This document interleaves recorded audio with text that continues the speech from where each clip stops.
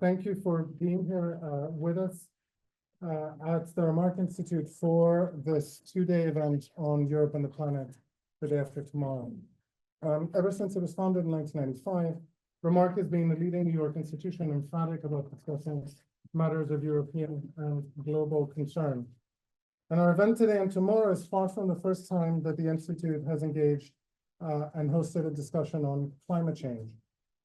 But it is the first time that we bring together such a large and important group of policymakers, intellectuals, writers, media practitioners, and academics to consider the leading existential threat to humanity in the way that it engages our shared ideals.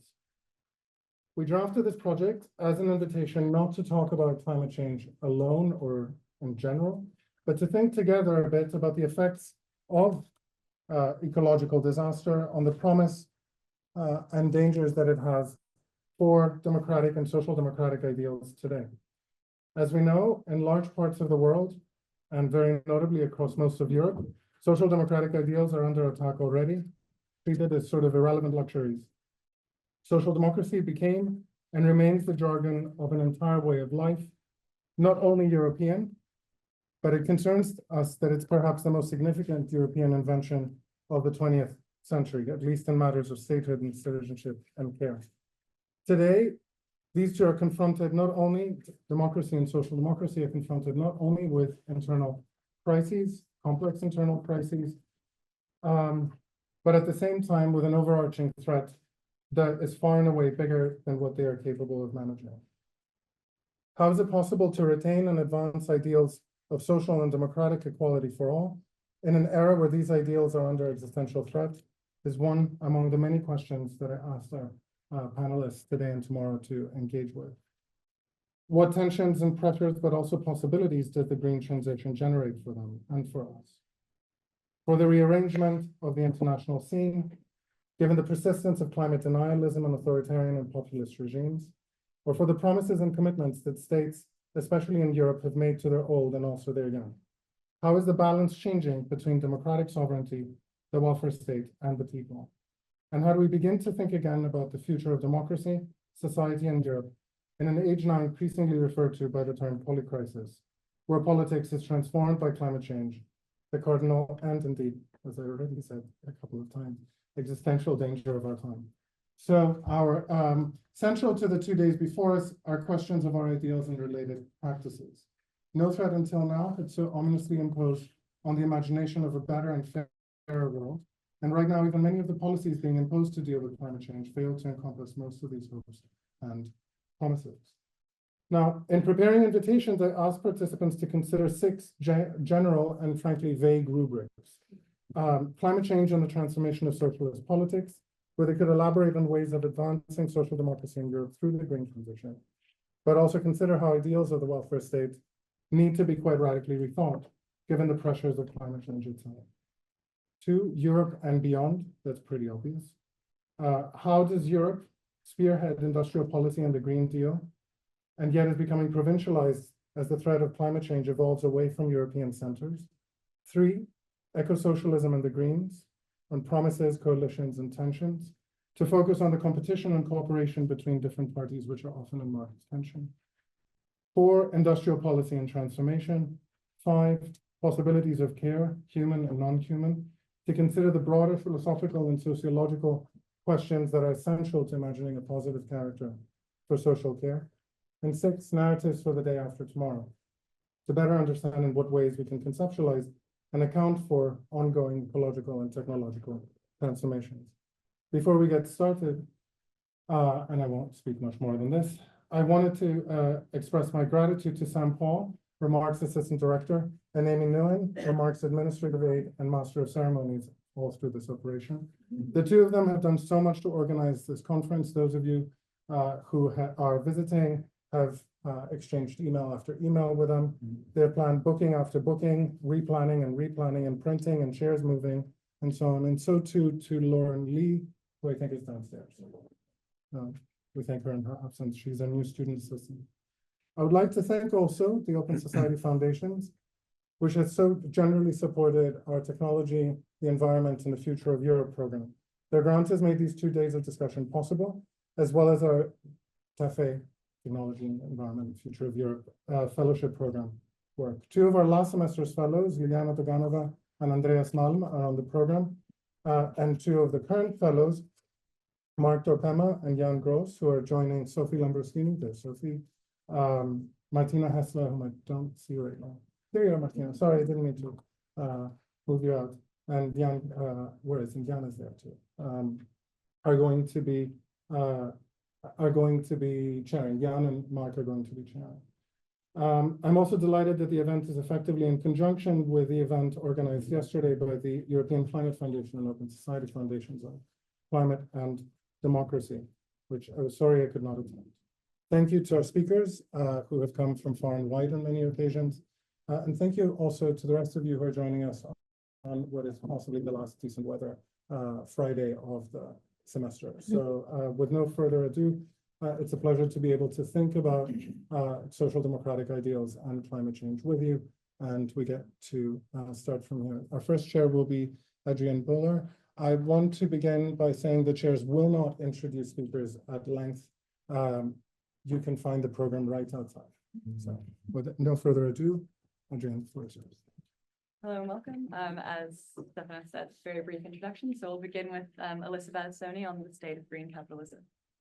Great. All right. Very brief. I love it. Hi, everyone.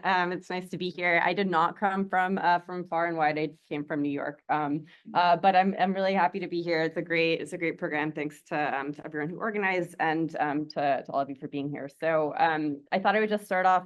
First of all, I have one slide as a political theorist.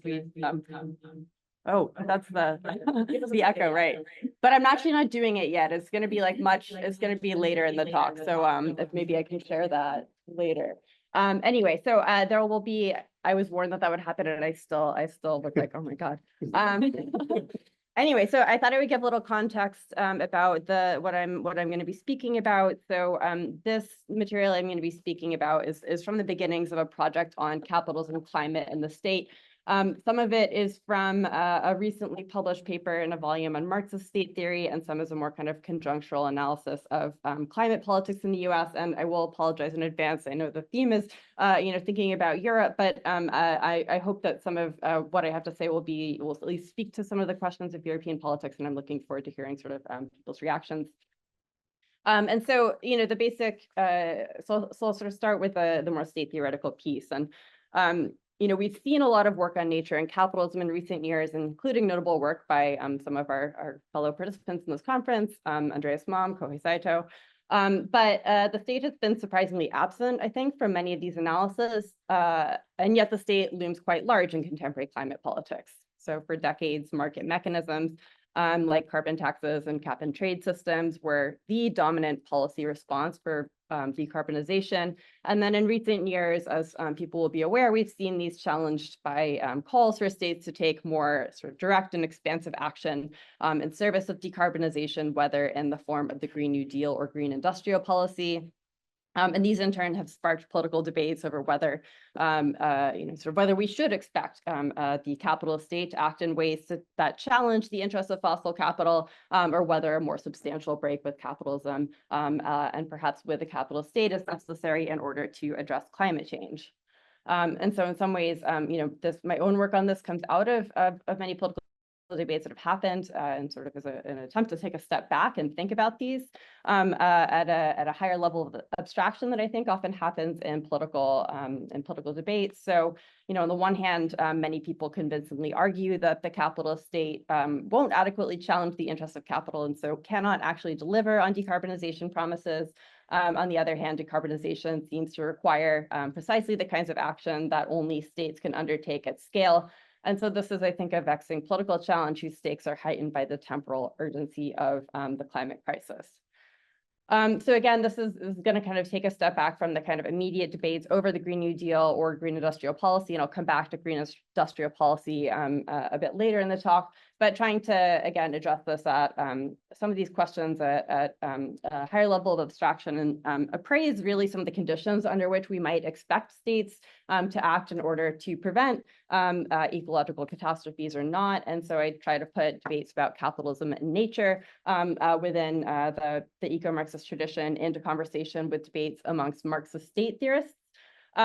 And so I'm going to just outline these arguments very briefly. I will say that this is, what I'm taking is an intentionally stylized approach to these debates. It inevitably simplifies them. Hopefully it can be illuminating nonetheless.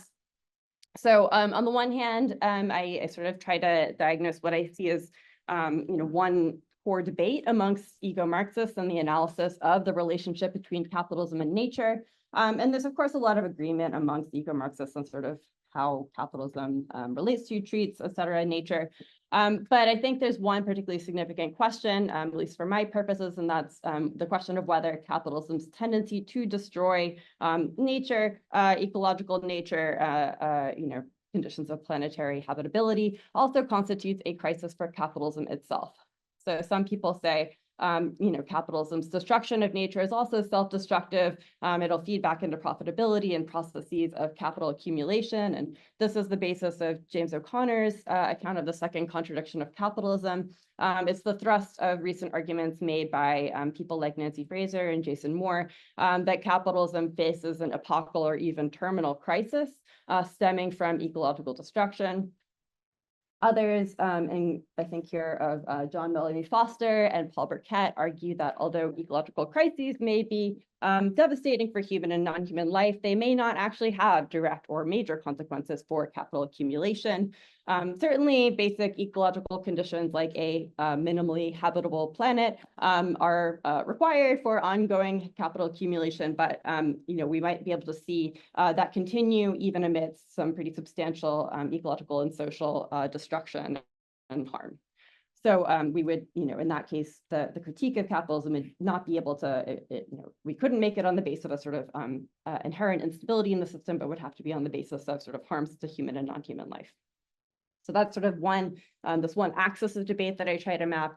Then the other, I think, is within Marxist state theory, thinking about the relationship between capital and the state.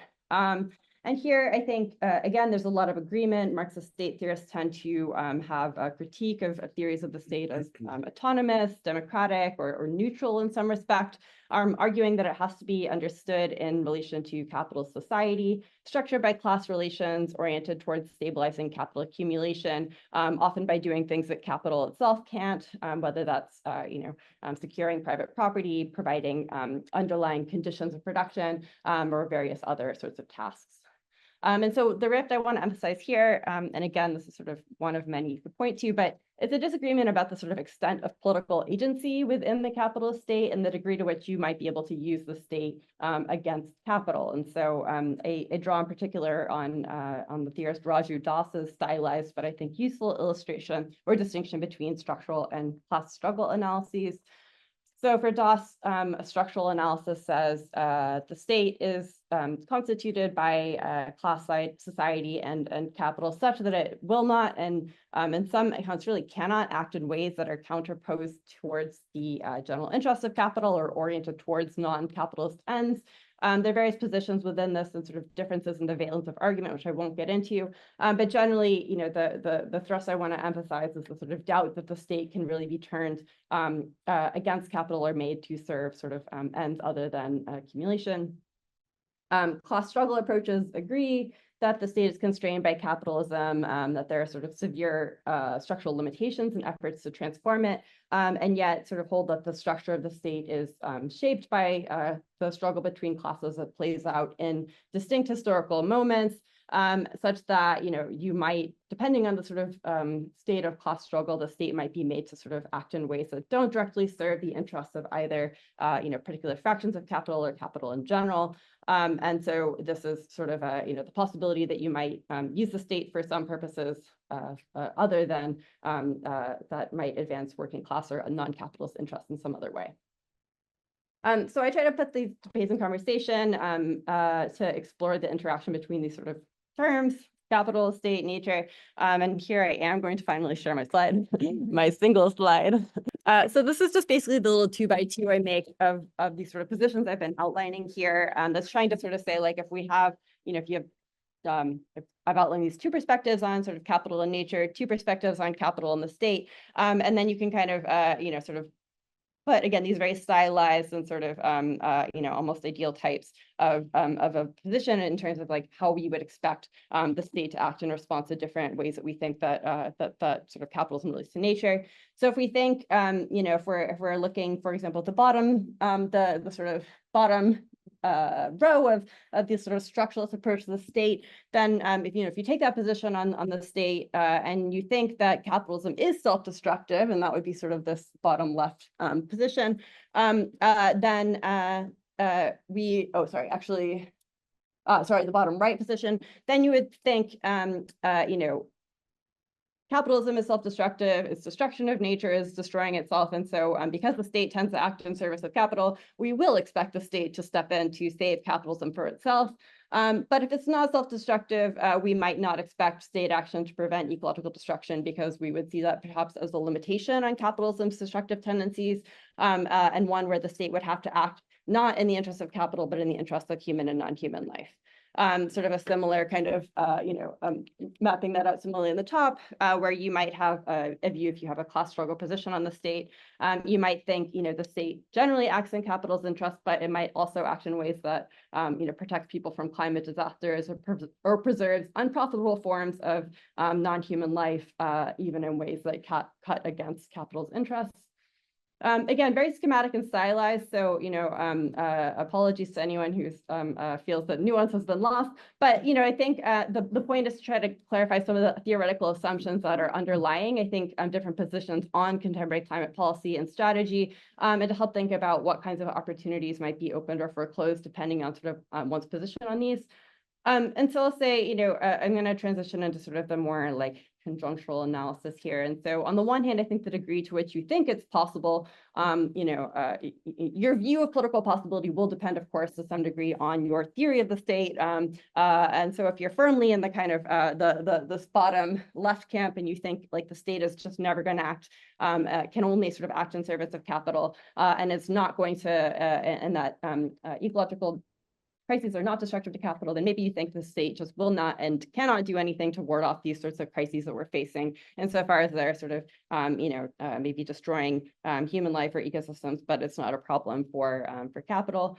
So, you might have a firm position that sort of informs your political analysis. But I would suggest that it's also important to take political developments into account and sort of assessing and taking stock of state theories, not least because state theory has tended to develop in conjunctural moments. And, for example, I'm not sure I think it's pretty hard to decide a priori whether capitalism has an ecological crisis tendency or not. And this is something we need to sort of be actively assessing. So with this in mind, I'm going to turn to, again, this more conjunctural analysis of recent state-led climate policy in the US, as epitomized by the Inflation Reduction Act, the IRA, often discussed under the rubric of Bidenomics. And the IRA's basic idea is to, through the likes of subsidies, tax breaks, infrastructure investment, market protection, to sort of instigate a program of growth through, in many ways, sort of traditional industrial-led investment model, to unite sort of green tech with capital, labor, downstream beneficiaries of growth, and to build a coalition for green growth going into the future to create sort of new self-sustaining powerhouses of basically a new economic model in some ways. It reflects, of course, I think a lot of particular dynamics of US politics, including internal Democratic Party politics, various sort of oddities of the US legislative system, and concerted effort to counter class de-alignment within the US. And a lot of these, I think, are specific to the US. I'm not going to go into a lot of detail here, but I do think that given structural similarities in some of these across, Western capitalist democracies, as it were, I think that we could productively interrogate some of these in, kind of comparative lens. The area is also a front in the, so the new Cold War with China that aims to sort of, sort of pose make the US competitive on key technologies in a sort of concerted effort to compete with China in particular. And that has been attended by a lot of, more both sort of economic warfare language and then also some military buildup. I will come back to that later. But so again, I want to step back a little bit from the particular dynamics of this and sort of say a little bit about what I think this might illustrate in terms of thinking about the role of the state in an emergent green capitalism. And I want to suggest that I think, we should expect a green capitalism to not just be sort of contingently, but perhaps necessarily a state interventionist capitalism. Thinking about three factors in particular, and that would be the necessary or the sort of significant role of the state in the private sector, the role of the state in providing public goods, and the role of the state in responding to climate disasters. And I would maybe tentatively propose that that some of existing programs or sort of moves in this direction so far, sort of state action thus far, can be seen perhaps as early efforts to coordinate a response to potentially self-destructive tendencies that capital itself can't muster, and efforts that, of course, are going to be internally divided and contradictory. But I'll just say briefly something about each of these, and I'm running out of time, I think. So I'll try to go really quickly through each of these. So the first factor relates to, is sort of thinking about the role of the state in the private sector and industrial strategy. And the IRA certainly, I think, legitimates the sort of, or marks the real legitimation of a mode of state intervention, state sort of an active state role in economic policy that would have been unthinkable a few years ago. I think speaks to a sort of the reciprocal influence of a state capitalism that we see in places like China in particular, rather than the kind of the drive of market creep outward from the US and EU, UK. So there's a sort of an interesting, I think, reciprocal dynamic there that that warrants more attention. But I also think that the significance of green industry in the emergence of the state capitalism has sometimes been overlooked. The development of green technology thus far has been very heavily reliant on state action, whether in the form of China's robustly state-led development of solar technology, or the use of public funds to stimulate private investment, what Daniela Gabor usually talks about as de-risking, as in the IRA or the EU's Green Deal. In a lot of ways, Jeff Mann and I have argued the IRA is less of a sort of, a giveaway or a sop to existing fractions of capital than an effort to conjure a new one, to sort of conjure a fraction of green capital, not entirely from scratch, but sort of from for the remnants of Obama-era stimulus investments, which themselves, of course, were an earlier mode of state-led sort of incentivized private investment. So that's one element. The second, I'm going to quickly again. The second factor relates to the role of public goods, and many aspects of climate mitigation and adaptation are effectively fall into a category of something like public good or infrastructure that are really unlikely, sort of unappealing to private investors, very unlikely to generate returns, and that we would only really expect to be provided by states, if at all. They're very likely to be unprofitable. And this goes, I think, both for the preservation of the various kinds of ecosystem services that, so-called ecosystem services, which must be protected to maintain some modicum of biospheric stability, but also for a lot of related technologies like renewable energy and carbon capture. Brett Christopher's recent book, The Price is Wrong, really illustrates this with respect to renewable energy and sort of the reasons why the private sector is not building out renewable energy at the pace needed because of profitability problems. And the problems he identifies with respect to renewable energy, I think, pertain to many other forms of what we could think of sort of ecosystemic natural infrastructures that again are just, we're not going to see private investors provide. And then there's happy to talk more about that. I have a lot to say on that piece, especially. But then the third factor is a sort of how we might think about the response of the state to the effects of climate change. And this, I think, is most directly connected to the sort of schematic I was tracing at the outset. Because I think we might expect the the question of whether the growing impact of climate shocks will be a sort of exogenous factor, pushing more state intervention into guaranteeing or protecting the conditions for accumulation on the one hand, and then securing some degree of popular legitimacy amidst climate chaos on the other. So, this is, I guess, where I think there is some degree of, again, open question over what point at which we would see sort of climate effects reverberating into the economy. I think thus far there is not a lot of evidence that climate disasters, although they have killed thousands, many thousands more have been displaced. The effects on non-human life are incredible, and yet thus far they haven't sort of been, I think. There's little evidence that they're seriously affecting the prospects for capital accumulation. And yet it's possible to imagine that happening at some point, even, maybe not an apocalyptic crisis, but crises stemming from, for example, collapse of insurance markets and things like that. That said, I think the idea that, that we sometimes see that capitalism will collapse under the weight of its ecological contradictions is too simplistic and probably too optimistic. Because, if we do start to see those kinds of effects, we would hardly expect the state to stand by as capitalism starts to undercut its own future prospects.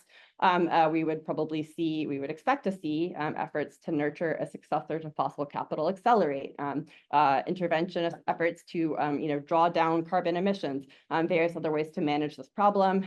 As well as sort of various efforts to manage the kind of social and political effects, whether in the form of supplying recovery funds to communities hit by disaster, or more troublingly, the form of intensified border control and military expenditure to control and to address climate migration of those displaced by climate disasters, and we certainly are already seeing that happening. So I'm going to end there. Much more to say on all of this, of course, but I would just say I think the state interventionist model that I'm suggesting is, I think, we should expect to be persist is not, I think, a new regime of accumulation, as Dylan Riley and Robert Brenner have argued. I also don't think it represents what James O'Connor once called a second path to eco-socialism, but I do think we should recognize the potentially productive tensions that's generated by scenarios in which the state's role grows as ecological crises escalate. This does, I think, represent a significant reconfiguration of the relationship between states and capital, one that has the potential to cast the political nature of investment into starker light and open up new terrain for contestation, which may in turn shed new light on the nature of the capitalist state itself. So thank you. Looking very much forward to the discussion.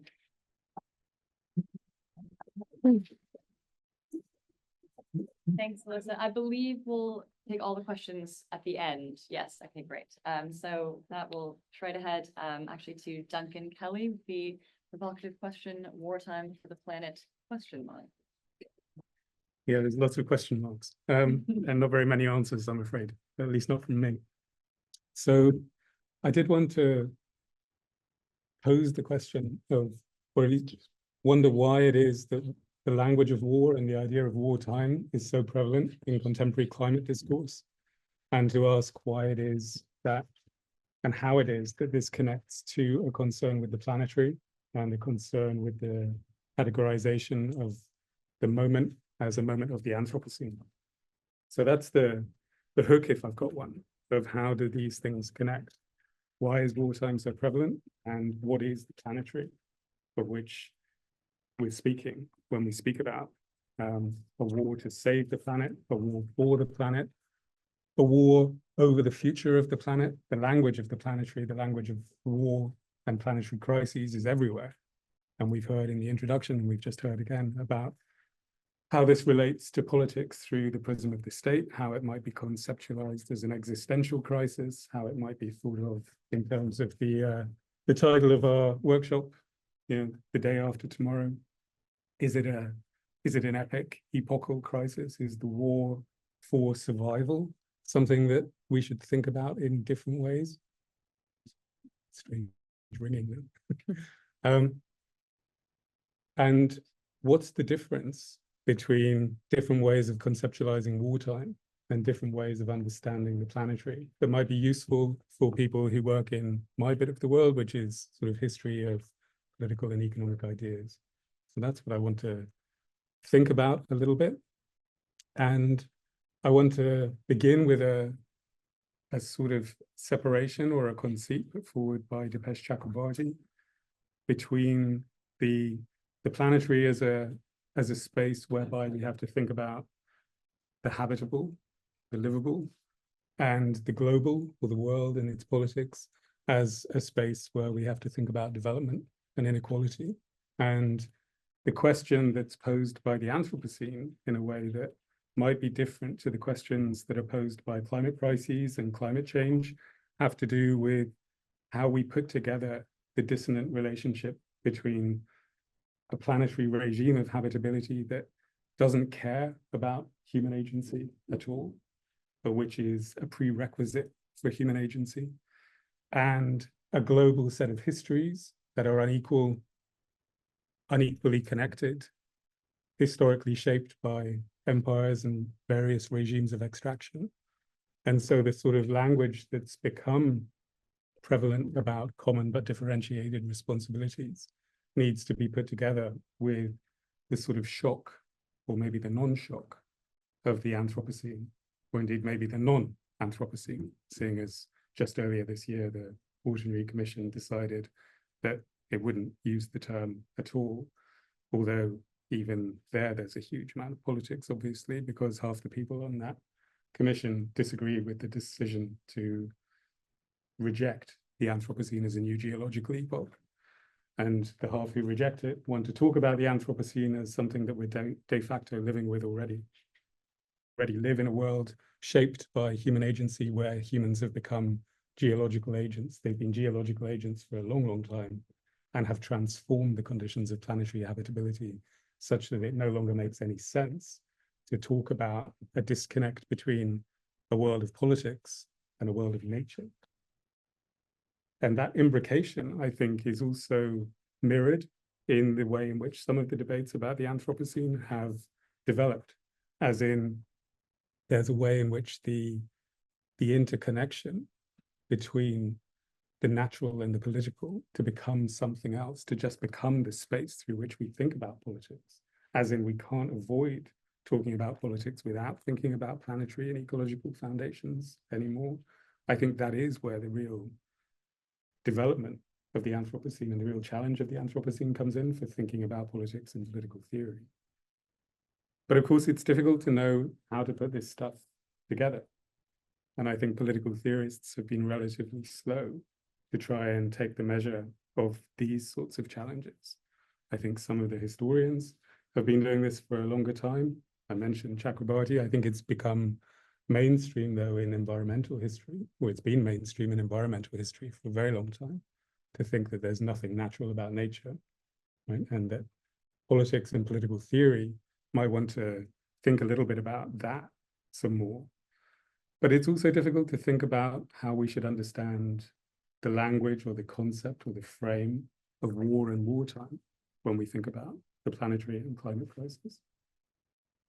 And in my own sort of small ways, thinking a little bit about this title and this topic of wartime for the planet and what it might mean, I've tried to disaggregate sometimes the different ways in which political theorists have put together an understanding of politics and the planetary and wartime to sort of try and get some purchase on this. Some of it takes us back to the early 20th century, thinking about people like Carl Schmitt on the one hand or Walter Benjamin on the other, for thinking about politics as a sort of process of intensification. Politics and the political is a sphere in which moments of existential crisis come to the forefront, and which the language of war is an intensification of the normal forms of politics that we exist in and cope with. So the extreme, the wartime, is a precondition for some for thinking about the political itself. For other political theorists, political philosophers, historians, some canonical figures, whether from Wittgenstein and Nietzsche to Foucault and even people like Quentin Skinner, the language of political theory is a sort of a language of war. It's an epistemic war. It's a battle for control over ideas. And the language of wartime for the planet connects with these sorts of thoughts to the extent that the ability or the attempt to capture the language of the planetary for a particular approach to political theory is the challenge that faces a certain kind of green political theory. How do we justify an ecological approach to politics and the political that can take seriously the idea of wartime as a current epoch, and also wartime as something that might be mobilized to create conditions for the continuation of human life, whether that comes through state theory and relational moments and conjunctures, or whether that comes through what I guess people like Jeff Mann and Joel Wainwright might have thought of in other terms as the kind of climate X model, a sort of an open-ended democratic approach to politics that might be able to engage and make some kind of democratic radical headway with the language of wartime, as opposed to just falling back on the idea, as lots of, I think, contemporary climate politics does, of using the language of war and wartime as straightforwardly mobilizational, as in the reason you use it is because it gets people on the streets. But actually, that way of thinking about war and wartime as mobilizational is also, I think, very old-fashioned. And there's nothing wrong with that. I'm an intellectual historian. It's part of my business, I hope, to sort of think about the old-fashioned and the forgotten. But I also think it's old-fashioned to the extent that war as normal, as a normal part of the regime and the business of politics, as a normal way of solving radical problems, is very 19th century. It's very much bound up with an approach that is nothing if not straightforwardly European, Eurocentric, and has a backstory whereby great power politics uses war as a sort of strategic tool for its own ends and its own ways and its own justifications. And I wanted to try and think about, or I'd like us to be able to try and think about whether wartime can be used still, but can avoid that sort of connection, that idea of wartime as normal, as conventional, and as what great powers do. How can we get away from that? Or where we look to, if we're interested, historically speaking, in looking for other alternatives, where might we go back to? And I've just finished a book that's taken me a very long time about the First World War and the way in which the debates about the future of politics and the future of economics and the crises of the state and crises of the environment that were thrown up in and around the First World War might be a provocative or a generative starting point for thinking about alternative ways of understanding the relationship between wartime and politics by going back to the very many infamous and well-known but they're often forgotten challenges to the nation state and violence and great power politics that were straightforwardly present in the period in and around the First World War, whether from sort of radical modernist approaches to politics and literature and art and the nature of human intersubjectivity that one could find in anything like the novels of Virginia Woolf, for example, thinking about the radical uncertainty that comes from recognizing a world in which energy and matter are not straightforward. The world doesn't act as we think it does, that the world is not how it appears to be because of radical new physics-based theories of relativity and matter and motion on the one hand, but what that means for thinking about politics and interconnection between people is a radical uncertainty about whether we can actually have any kind of knowledge of other people's minds and other people's sentiments at all. But in a world in which nonetheless we're all sort of relatively speaking governed by sort of time regimes that make sense to us and that order our ways through the world, but which we have very little sense of how other people are dealing with, as in I have no sense from looking at you what you're really thinking about what I'm saying, which could be terrifying.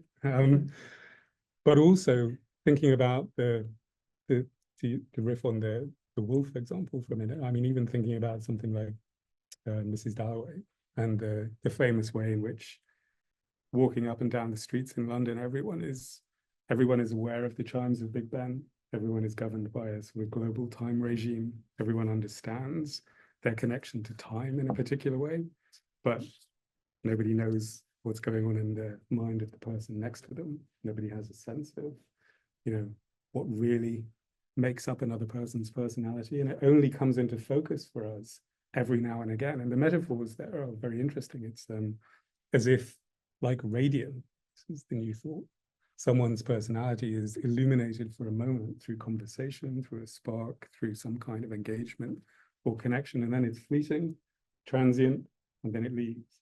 And there might be something, I don't want to go on too much about Virginia Woolf, although that's interesting to me, but I do think there's something there about the nature of connection, or the uncertainty about connection, and the uncertainty about intersubjectivity and personality that might have a resonance in a deeply skeptical, uncertain, hesitant moment in which we find ourselves, where it's easy to sort of talk in rooms like this, where people are probably in many ways on the same page, thinking that the climate crisis is a crisis, that something should be done about it, that we should be mobilizing in particular ways, and that there are certain sorts of engagements that politics and states should be doing to make the situation better.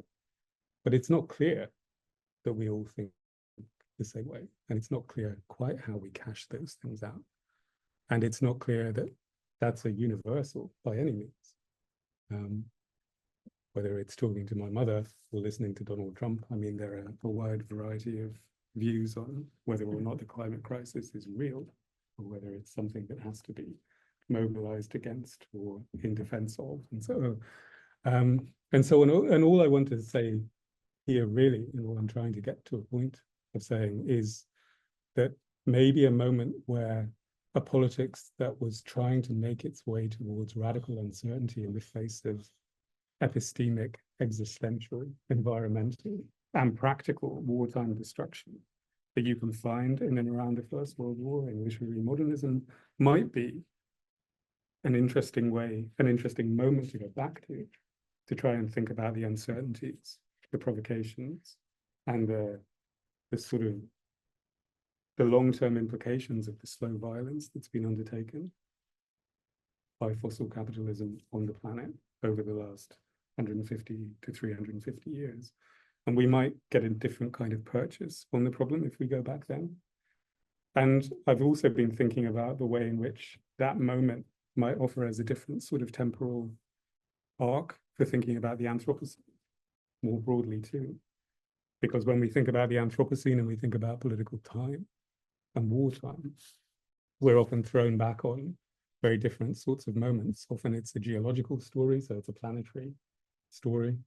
It's a history of energy and entire planetary history that needs to be reckoned with.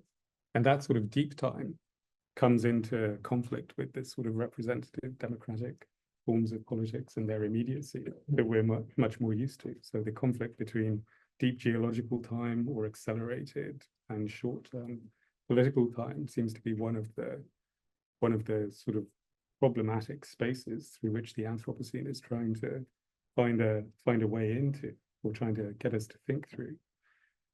And equally, we might think about the Anthropocene as a problem of democracy and democratic politics, as a way in which the emergence, the sum of the Anthropocene in terms of the politics of the 18th century, the political economy of the 18th century, the rise of industrialization, the rise of steam power and coal and fossil capitalism, is the moment at which a democratic politics around modern republicanism and nation states fits together with a political economy of extraction and regimes of appropriation that go together. So the problem of the Anthropocene and the problem of wartime in the Anthropocene is also a problem of democracy and democratic politics in its history. I've been wondering whether these moments might actually all come together in and around the First World War in a slightly different way. So we might think about the putative origin story for the Anthropocene and acceleration in terms of the First World War and wartime as well. And is there something about not only that moment, but also about the way in which the language of wartime itself might be repurposed, that could be productive for us to think with. And what I'll end with is the thought that what comes out of some of the strong anti-colonial, anti-imperial criticism of the First World War, whether on the sort of socialist internationalist left with Lenin and the Bolsheviks on the one hand, or whether in terms of African-American political thinking about diaspora and union and federation with people like Du Bois, is an attempt to understand and critique the idea of wartime as something that's fixed, something that's straightforwardly obvious. So with reference to the First World War, it's not something that starts in 1914 and it's not something that ends in 1918. It doesn't begin just necessarily with a wrong turn down a side street in Sarajevo, nor does it end when people in Versailles sign treaties. And if you read someone like Du Bois or you read someone like Lenin, the sense of a long-term imperial origin story to war and wartime becomes crushingly obvious. And the idea of war and wartime in the First World War as needing to be put in Du Bois's case, in a context that might take you back to Reconstruction, that might take you even further back to reckoning with stories of and histories of enslavement and the European expansion into Africa, rebounding onto Europe as a proximate causal story for thinking about the origins of the First World War. I think that becomes something that makes wartime not something that can be strictly understood and delimited with reference to legalistic and political boundaries, such as 1914 to 1918, but something that needs to be put in a much wider perspective.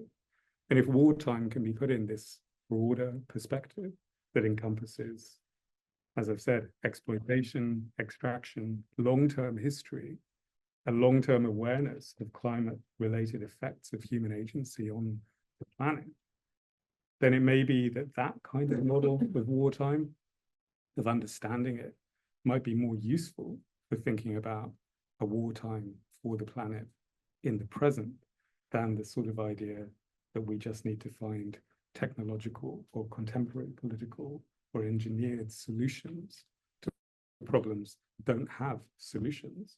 They just generate different problems with different histories.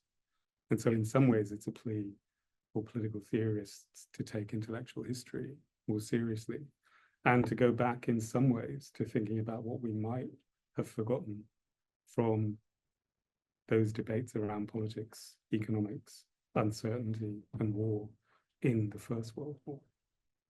That's the page. Anyway, thank you. Thanks very much, Duncan. And last but not least, Clémence Guetté. Yeah. Is it okay? Yes. Good morning, thank you, everyone. It's okay? I want to apologize because I will do my presentation in French, so we have to produce it. But first, I wanted to thank you, the Remarque Institute, Stefanos, all the people who organized this conference. Thank you so much. C'est un très grand honneur pour moi d'intervenir. Alors, est-ce que the next one, maybe? Thank you. Donc, moi, je vais parler de la question de la bifurcation industrielle, qui est une question, à mon avis, centrale pour faire face au changement climatique et à ce qui menace l'humanité tout entière. D'abord, j'ai pris le secteur de l'industrie compte tenu de l'importance des émissions de gaz à effet de serre qu'il représente, c'est-à-dire 19%, ce qui est absolument énorme dans le monde, et qui est un secteur en plus dont les frontières sont floues et sont extrêmement poreuses. Je vous donne deux exemples. D'abord, le fait que l'agro-industrie et la question de la production d'énergie ne sont pas comptabilisées dans l'estimation des émissions de gaz à effet de serre de l'industrie, alors que ce sont des activités qui impliquent la transformation de matières premières de manière extrêmement importante et qu'elles sont donc dépendantes, rattachées au secteur de l'industrie. Le deuxième point qui justifie de prendre particulièrement cette question, c'est le fait que l'avènement de la société industrielle est complètement lié à la question de la crise écologique. Voilà. puisque c'est l'accélération de la reproduction du capital et donc l'intensification de la production, elle est inséparable de l'augmentation des émissions de gaz à effet de serre. Dès lors, on a véritablement une logique économique qui sous-tend l'organisation du mode de production industriel et qui est responsable du réchauffement climatique. C'est un modèle qu'Andreas Malm, et donc il n'a pas pu être là aujourd'hui, mais je cite ses travaux, un modèle qu'Andreas Malm explique avec le concept de capitalocène, qui, pour lui, donc le capitalisme industriel, défini par la production de valeur d'échange et la maximisation des profits au moyen de l'énergie fossile, est responsable de la crise écologique. Et donc, il me semble que penser la transformation de ces politiques industrielles doit absolument se faire dehors ou contre le capitalisme. La bifurcation industrielle, elle est indissociable du maintien de la vie sur Terre, et donc c'est une tâche politique. Et donc moi, je vous parle ici en tant que responsable politique, je ne suis pas chercheuse, je suis députée responsable politique, et c'est une tâche politique qui ne peut pas être laissée au bon vouloir du marché, qui menace directement la survie de plusieurs espèces, dont l'espèce humaine, et qui doit être orchestrée méthodiquement et démocratiquement, je vais y revenir, par des politiques de rupture avec l'ordre économique dominant. C'est une tâche qui est immense puisque la production industrielle structure nos sociétés. Une tâche qu'on a pris avec une méthode en France, et je la décris brièvement selon 3 axes. Le premier de ces axes pour la méthode, c'est partir de besoins réels. Contre l'anarchie du libre-échange, on a besoin d'une reprise en main politique de l'industrie avec une discussion collective sous nos besoins, sous contraintes écologiques. Une discussion qui comprendra celle sur les distances dans lesquelles sont inclus ces chaînes industrielles. Le deuxième point pour la méthode, c'est le fait de partir de différents objectifs. La planification industrielle, elle revient à orienter la production selon des objectifs politiques qui doivent être explicites et qui doivent être définis collectivement. On doit pouvoir engager de grands chantiers, je vais y revenir dans ma présentation, qui sont indispensables à la bifurcation écologique, comme la rénovation des bâtiments, le développement du ferroviaire, par exemple. Et parallèlement à ces grands chantiers, on doit pouvoir reconvertir les industries polluantes, mais qui sont indispensables aux besoins qu'on veut pourvoir. On doit relocaliser pour réduire les distances. Je vous disais que la question des distances dans les chaînes industrielles est absolument fondamentale. Et on doit planifier la décroissance d'activités industrielles qui sont néfastes. Le troisième point de la méthode, c'est le fait de se placer dans un rapport au temps court, évidemment, pour répondre à l'urgence de la crise climatique, donc engager sans attendre les grands chantiers prioritaires dont je viens de vous parler, et sur le temps long, en réencastrant l'industrie dans les différents rythmes planétaires contre l'immédiateté des flux boursiers qui perturbent le métabolisme universel de la nature. La méthode, telle que nous l'avons définie en France, c'est celle de la planification écologique. C'est un principe philosophique qui oriente notre action politique. En l'occurrence, je parle d'un certain endroit, c'est la France insoumise, qui est un parti de gauche en France. Et donc, ça me permet de préciser la façon dont je m'inscris dans la discussion avec les autres intervenants à cette table ronde. Cette méthode, c'est aussi l'opposé en réalité du laisser-faire néolibéral. En France, nous avons un bilan industriel extrêmement sévère, notamment par les politiques menées par Macron et ses prédécesseurs. En réalité, en 50 ans, on a perdu 2,26 millions d'emplois privés dans le secteur de l'industrie. Et donc, pour cette intervention, je vais vous proposer une façon de planifier la bifurcation industrielle selon 3 axes. Ce seront les 3 axes de mon intervention. D'abord, le fait qu'il faille qu'elle soit systémique. Ensuite, le fait qu'il faille qu'elle s'inscrive contre le productivisme. Et enfin, le fait qu'elle doive répondre à nos besoins établis collectivement. Donc, pour commencer, le fait que la bifurcation industrielle doive être systémique.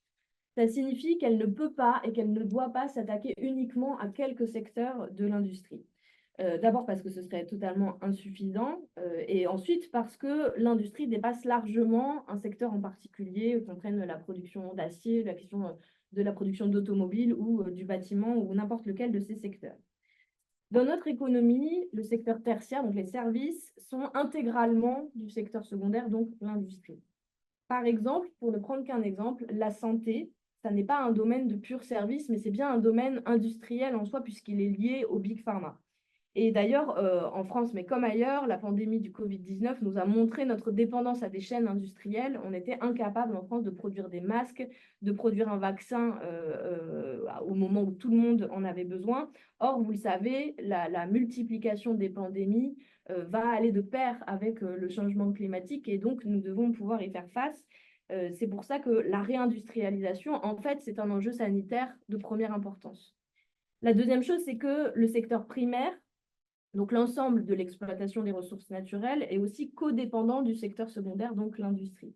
La codépendance, c'est par exemple le fait que l'exploitation minière est entièrement nécessaire à la filière de l'industrie électronique, mais aussi que l'agriculture productiviste est entièrement dépendante de la production industrielle d'engrais aujourd'hui telle qu'elle est conçue et qu'elle fonctionne.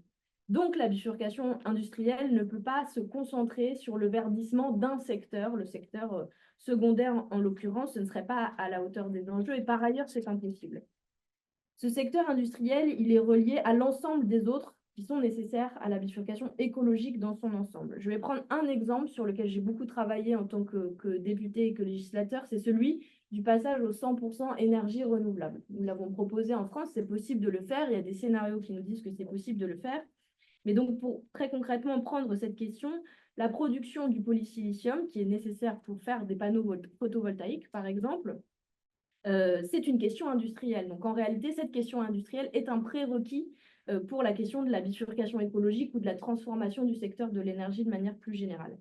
Tout ça pour essayer de démontrer que cette question de bifurcation industrielle, nous devons avoir une approche politique qui soit systémique pour réellement l'appréhender correctement, puisque tous les secteurs sont enchâssés les uns avec les autres. La deuxième façon, c'est que repenser notre façon de produire, ça ne peut pas se faire contre le peuple. Il faut que ça se fasse avec le peuple et avec les gens de manière générale. On ne peut pas organiser la bifurcation industrielle par le haut de façon technocratique ou déconnectée, puisque c'est une tâche politique et pas une tâche technique en réalité, et que la politique est l'affaire de tous. Et donc, pour prendre cette question démocratique, nous devons partir des besoins de la population. Que la population puisse se réapproprier la question économique, l'économie, son fonctionnement, que la population aussi puisse se mettre en mouvement. Et c'est très important que ces changements industriels soient accompagnés de mobilisation, soient accompagnés d'une réelle implication de la part de différents secteurs de la société.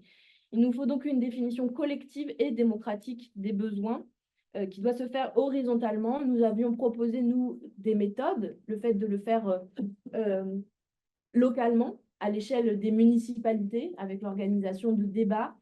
Nous avions proposé aussi de le faire nationalement en impliquant les syndicats, le secteur industriel, en impliquant les associations et les ONG, en impliquant des laboratoires de recherche, et que tout ça puisse être défini collectivement, partant de ces besoins. C'est de là qu'on pourra établir ensuite un plan de politique industrielle.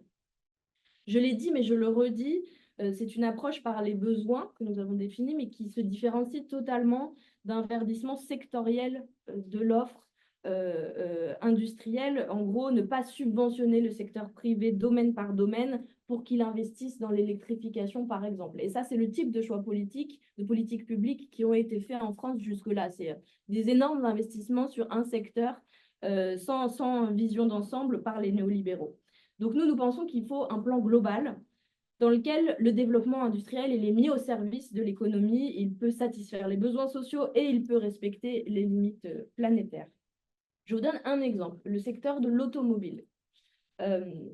Nous pensons que aujourd'hui, vous avez le secteur de l'automobile traditionnel qui est en train d'être remplacé par un secteur de la voiture électrique, mais d'un coup et en réalité qui n'est pas plus soutenable sur le long terme. Et donc, la démarche aurait dû, et c'est ce que nous préconisons, c'est de partir des besoins de mobilité des gens et ensuite de définir la façon dont nous voulons avoir une trajectoire en matière de politique publique.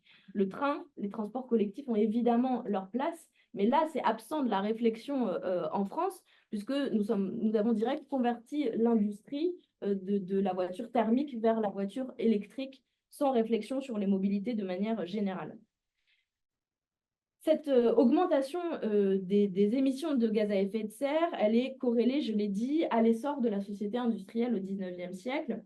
Elle s'est aggravée au 20e siècle avec le développement du Fordisme, avec l'essor de la société de consommation de manière générale. Et ce paradigme qui est centré sur l'offre industrielle, sa rentabilité, sa croissance infinie et donc l'écoulement sans limite de ces produits, ça a un nom, c'est le productivisme. Ça implique le productivisme de produire à tout prix, n'importe comment, pour satisfaire la caste économique dominante et pour nourrir le rouleau compresseur du marché.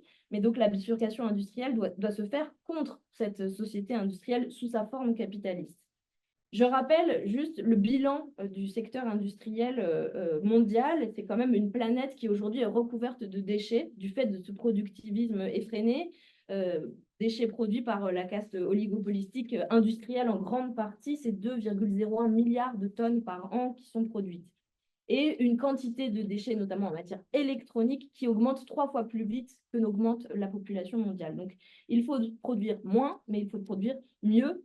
Et ça implique d'autres choix en matière de politique publique, qui est de rompre avec l'obsolescence programmée, avec l'industrie du tout jetable, ce qui a des choix très concrets en matière d'extension de garantie des produits, par exemple, de création de filières de recyclage et de réparation des produits. Nous, en France, et notamment avec la France insoumise, nous avons essayé de partir d'un concept qui est celui de la règle verte.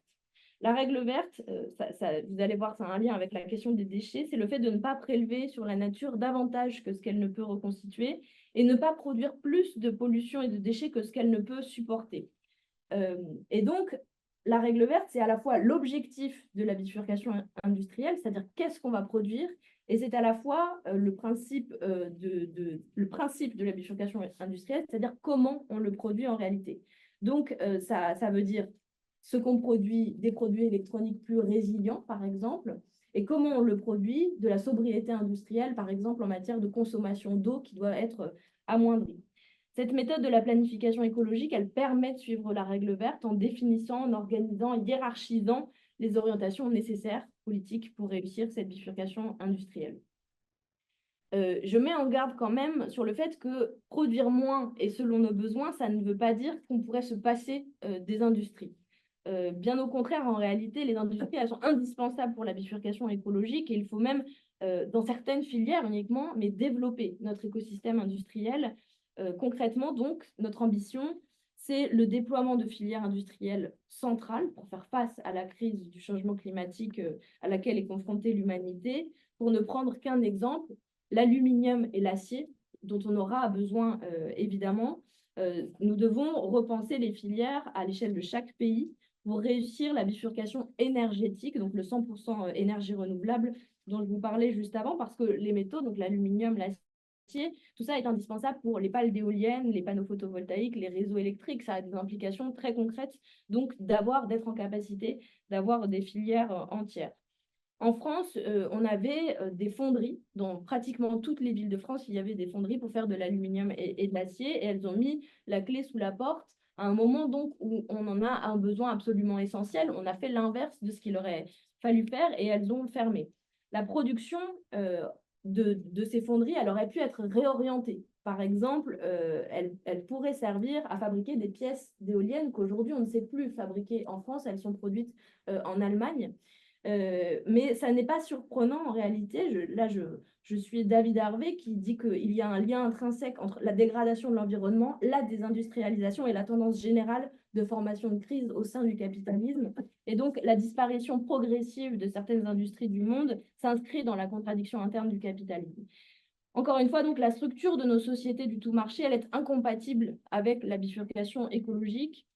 Et la délocalisation, la désindustrialisation, c'est véritablement un contresens de ce qu'il faudrait faire pour réussir cette bifurcation industrielle.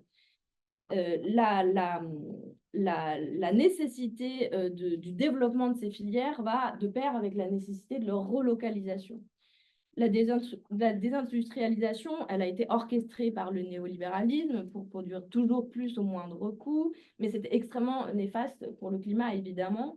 Et donc, pour poursuivre sur l'exemple du 100% énergie renouvelable dont je parlais juste avant, on estime que d'ici à 2025, 95% des matériaux nécessaires pour faire du photovoltaïque seront produits en Chine. Et donc, pour produire de l'énergie décarbonée, on va construire une filière industrielle entière dont on est dépendant en Chine. Avec évidemment toutes les implications en matière de transport, de coût du transport des marchandises, en matière d'émissions de gaz à effet de serre. Et donc, il nous faut arrêter de produire à l'autre bout du monde et relocaliser au moins une partie de cette bifurcation écologique en planifiant. Nous avions proposé un outil de politique publique qui était la création d'une agence chargée de la relocalisation En France, 89% des gens, des Françaises et des Français, étaient favorables à la création d'une agence de la relocalisation qui aurait permis de faire des plans de filière et de les relocaliser. Donc, tout ça pour dire qu'il y a une vraie attente populaire aussi sur cette question, évidemment, notamment parce que ça permettrait de créer des emplois en France. C'est donc une stratégie d'aménagement industriel qui nécessite des investissements de la part de l'État. Et donc, on arrive à la question du rôle de l'État qui, à notre sens, doit construire des plans de relocalisation et d'industrialisation sur le long terme. Pour prendre un autre exemple, celui de la relocalisation de la filière textile, qui représente 8% des émissions de gaz à effet de serre dans le monde, en grande partie à cause de la surproduction. En France, dans les années 70, une majorité des vêtements qui étaient achetés par les gens étaient fabriqués en France. Dans les années 2000, on a perdu plus de 360 000 emplois en matière textile, notamment avec la fin de ce qu'on appelait les accords multifibres en 2005, qui étaient des accords qui permettaient de protéger les industries textiles pour empêcher leur délocalisation dans des pays qui produisent à un coût inférieur. C'est la démonstration que cette logique du tout marché et du libre-échange, elle est incompatible en réalité avec la question de la planification écologique. Pour terminer sur toujours les questions de méthode, nous avons aussi besoin de penser la question de la qualification des compétences de la base industrielle. Harry Braverman avait décrit la manière dont le travail sous le capitalisme produisait un abaissement incessant de la classe ouvrière dans son ensemble, au-dessous de son état antérieur de qualification et de travail. Mais ces filières de production, elles sont primordiales pour la bifurcation et elles n'existent pas sans des techniciens, des techniciennes, des ouvriers, des ouvrières ou des ingénieurs qui pourraient la prendre en main. Pour revenir à mon exemple des fonderies en France, par exemple, qui ont largement fermé, moi, j'avais rencontré des ouvriers qui avaient eux-mêmes établi un plan de relocalisation et de reconversion de leur activité de fonderie. Ils expliquaient, par exemple, qu'avec un changement assez mineur de machines industrielles, qui nécessite donc un investissement, mais que l'État pourrait supporter, ils seraient en capacité de passer de la production de carters de voitures thermiques à la production de pièces de train, donc pour la reconversion vers le ferroviaire en matière de mobilité. Et eux-mêmes avaient élaboré ce plan de reconversion, et donc c'est important de penser centralement la place des ouvriers, des ouvrières, des travailleurs de manière générale dans cette bifurcation qui est nécessaire. Dernier point, puisque j'ai dit qu'il fallait des investissements publics, il faut aussi un contrôle public de ces investissements pour la bifurcation. Je vous l'ai dit, aujourd'hui, il y a énormément d'argent qui est injecté dans le secteur privé, domaine par domaine, pour verdir, soi-disant, l'industrie, sans aucun contrôle public a posteriori. Donc, évidemment, il faudra adosser un pilotage central du développement industriel avec un contrôle public de ce développement industriel. Pour terminer et pour conclure, j'ai insisté sur la nécessité de relocaliser la production industrielle, mais ça ne veut pas dire qu'il faut le penser uniquement à un échelon national. Ça n'est pas un problème national, c'est un problème mondial, les émissions de gaz à effet de serre et la nécessité de faire face au changement climatique. Et donc, contre l'ordre économique et politique dominant, il faut sortir d'une logique de rivalité et penser à des nouvelles coopérations collectivistes. Parce que les qualifications, par exemple, ne s'arrêtent pas aux frontières et qu'il faut que le talent humain soit partagé. Il faut aussi lutter contre cette habitude de déposer des brevets qui, on l'a vu notamment au moment de la pandémie, nous met dans des situations de vulnérabilité extrêmement importantes et donc permettre le caractère résolument transfrontalier, libre, gratuit et appropriable par tous de l'ingéniosité humaine et du partage de la connaissance. Et donc, nous avons proposé de passer d'un régime de commerce international qui aujourd'hui est centré sur le fait que les restrictions sont levées sur la circulation des marchandises et des capitaux et où la circulation des êtres humains et des connaissances est totalement entravée, à un régime inverse de liberté de circulation pour les connaissances et les êtres humains et de contrôle collectif pour la circulation des marchandises et des capitaux. Voilà, je vous remercie.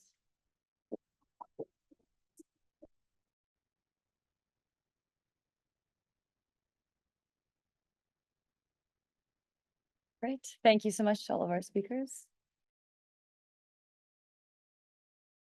Open up to questions from the floor. Question to any of our brilliant speakers. Duncan, I was really interested in your talk, but the example about World War I was a little bit abstract. So can you give me some more examples of how the kind of discourses around radical uncertainty during the wartime could be utilized for imagining the old-fashioned way of politics, democracy, or whatever in the Anthropocene? I have a 300,000 word book. Yeah, okay, but you just Which is, read it. Just a little example. Some ways thinking about the category of democracy as something that's more bound up in values that are changeable, uncertain, and that are both nationally specific, but also have global resonance is part of the story around the First World War, I think, that democracy itself as a political project and a set of values that are uncertain rather than fixed is an option until at least the victory of a liberal nation state.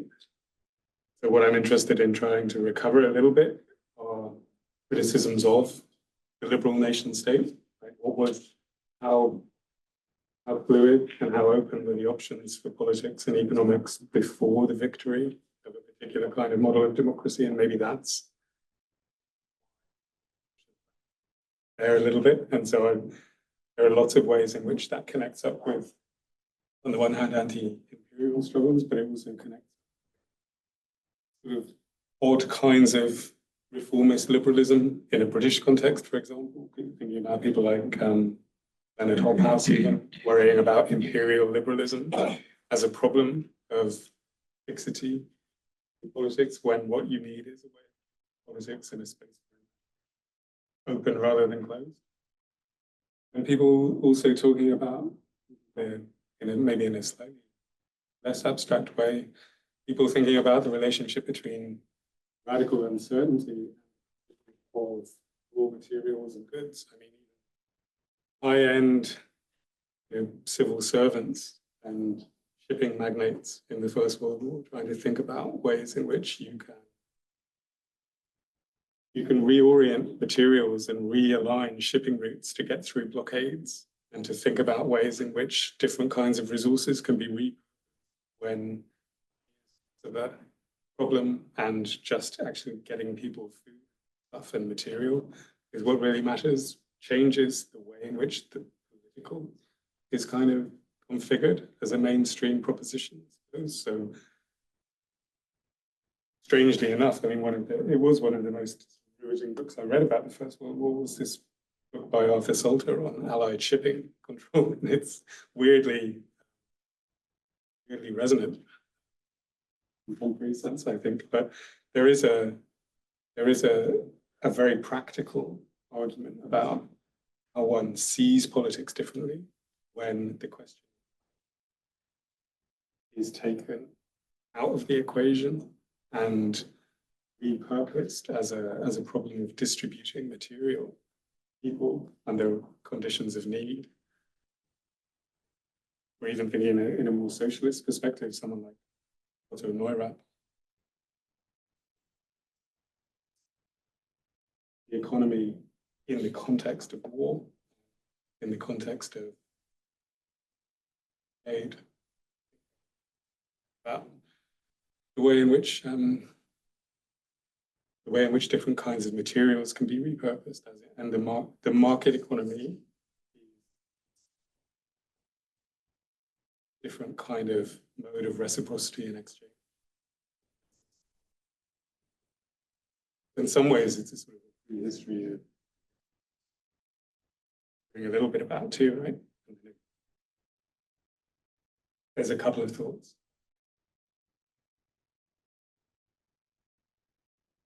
Take maybe 2 at a time, 3 at a time, maybe so. So a hand at the very back, and one there, and then I'll.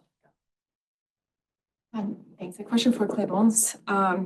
And my French is pretty rusty, so sorry if you covered this already. But I really sympathize with your point about switching from the sectoral perspective to the systemic perspective when it comes to industrial planning. That's a point that we've really tried to hone here in the US as well, because our industrial policy very much does not do that. And it's been very hard to, especially to get people within the political establishment to be receptive to that line of argumentation and that kind of paradigm of thinking about industrial transformation. I'm just wondering how that's going in France or in Europe more broadly, and if there's a bit more receptivity, perhaps because there are different intellectual traditions there to build on that maybe have softened the ground for that kind of thinking. So just curious about your thoughts about how that's evolving in terms of penetrating, having that kind of discourse penetrate the political and the policymaking space. And mine's a question for Alyssa, and I understand your reluctance to sort of definitively answer which of the 2x2s, which corner you'd put yourself in, but I wanted to push you to sort of do that as much as possible, and thinking maybe concretely with respect to the IRA, the Inflation Reduction Act, or something in New York State, the Build Public Renewables Act, which seems to be, you know, a local version, sometimes called the New York Green New Deal. So wondering if you were push comes to shove, where you would, you know, put yourself within your own 2x2. My question is also for Alyssa. I'm wondering how much it actually makes sense to be thinking about the state and capital as distinct categories in this. If we want to take on board the Tim Mitchell insight that all states are oil states. So, you know, we could talk about all the different ways that the US is deeply bound up in oil, from sort of the revenues that it can receive from selling offshore drilling rights to its long history of imposing price controls to artificially deflate the price of oil, et cetera, et cetera. We can also think about state-owned oil companies, right? Like we think of Shell and BP as the model, but actually we should be thinking about Gazprom and Pemex. So I'm wondering if we kind of lose some of the specificity of the contemporary moment if we sort of are continuing to think in these distinct categories.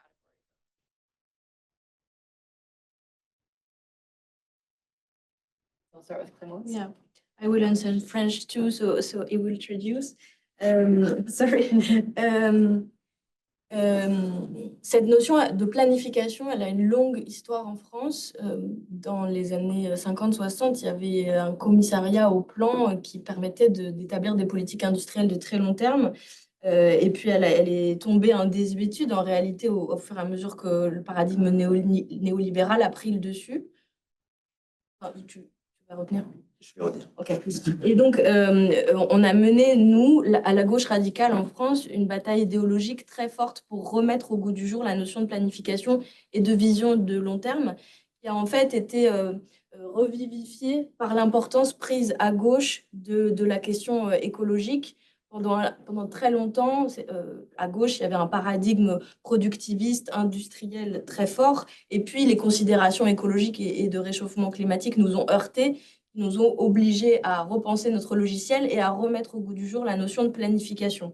À tel point, en réalité, que la vulnérabilité, notamment qui a été mise au jour sous la pandémie du Covid-19, mais aussi au fur et à mesure de crises qui nous ont impactés et où on s'est rendu compte qu'on n'avait plus de possibilités industrielles en France, à tel point que cette notion a été reprise par Macron lui-même, qui a, donc le président français, qui a mis en place un commissariat au plan avec François Bayrou, mais peu importe, c'est une blague pour Pierre, peut-être qu'il est seul à comprendre, mais qui en réalité était chargé de produire des plans par filière, d'avoir une vision de long terme, mais c'était uniquement le décorum, et ils ont continué cette politique de verdissement secteur par secteur, qui s'est incarnée à l'Assemblée nationale par un projet de loi dit industrie verte, qui n'avait absolument rien de systémique, de vision de long terme.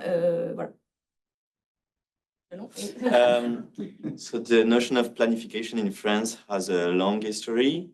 There was after the Second World War, a public government agency for planification, for industrial planification. And then it was forgotten in the 80s when the neoliberal paradigm started to kick in.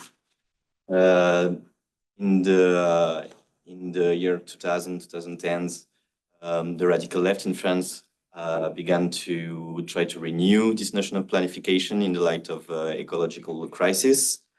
So there was like an whole cultural battle around this notion that was quite successful because President Macron in 2022 took the notion, the words ecological planning to his own and created in his own government an agency for ecological planning. Of course, this was only for show because they kept with the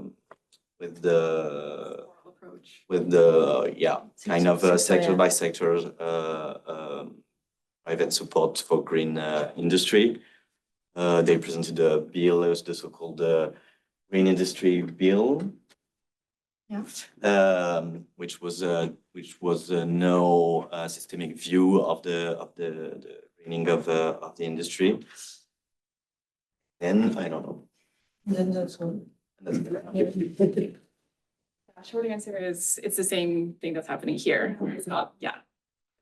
But, ce qui est intéressant quand même, c'est qu'à la dernière élection, la gauche radicale, on a fait 20 en matière écologique de la planification et que donc il y a en termes de bataille culturelle dans la société, il y a un gros chemin qui a été fait. What is interesting to note is that the last presidential election, the French radical left was 22% of the votes. And the question of the ecological planning was very central in the platform. So there has been a long way in French society about this question. Yeah, both great questions. And I might actually start with Leah's. So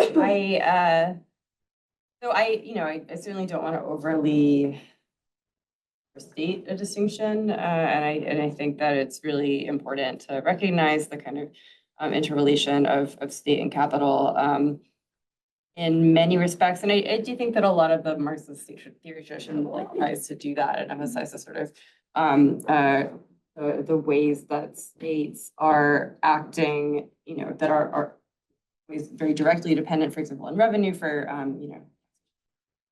but that there are, at the very minimum, there are some traditions that see the logic of the state itself as really like emerging from and growing out of the logic of capital. So I think that, I would certainly agree that there's always a very tight interrelation. But I do think that there are different things that state and that private capital can do. And so thinking about what are those things and what are the sort of roles of these two, kinds of forms of power within capitalism as a system, it's actually is sort of analytically important. And I do think that actually the oil example is quite interesting.